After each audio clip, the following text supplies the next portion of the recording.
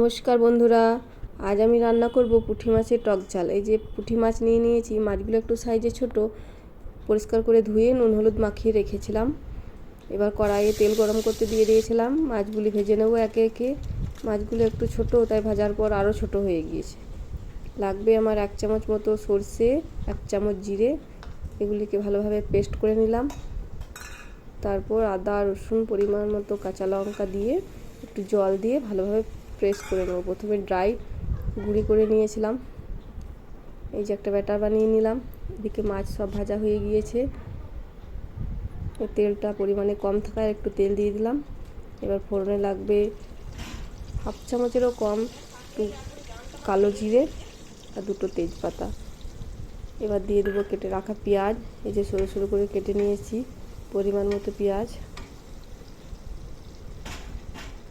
পেঁয়াজটাকে কিছুক্ষণ ভাজার পর দিয়ে দেবো কেটে রাখা টমেটোটাকে একটু নেড়ে চেড়ে নিয়ে ভালোভাবে ভেজে নেব। তার আগে দিয়ে দেবো পরিমাণ মতো লবণ। টমেটো তাড়াতাড়ি সেদ্ধ হয়ে যাবে।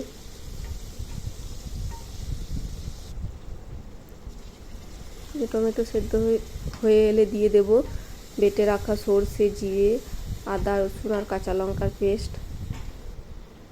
দিয়ে দেবো পরিমাণ মতো হলুদ। একটু বাটিটা ধুয়ে জল দিয়ে দিলাম। এবার মশলাটিকে ভালোভাবে কষাতে হবে। দিয়ে দিলাম 1 চামচ লাল লঙ্কার গুঁড়ো, কালারটা সুন্দর আসবে।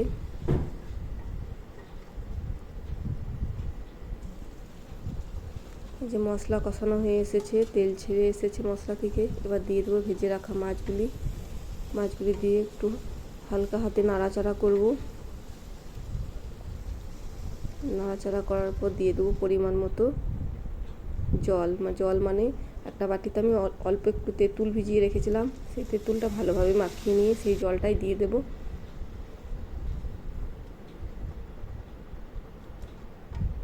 দিয়ে ভালোভাবে নাড়িয়ে চাড়িয়ে নিলাম।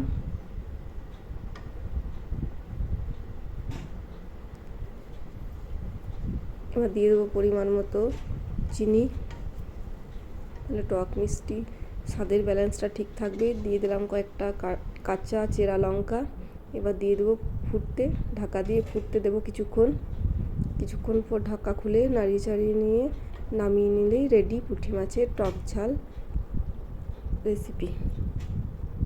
এই যে দেখতেই পাচ্ছেন কত সুন্দর তেল ছেড়ে এসেছে, দেখতেও বেশ সুন্দর হয়েছে, খেতেও বেশ ভালো হয়েছিল। এভাবে রান্না করে খেয়ে দেখবেন, খেতে খুব সুস্বাদু হয়।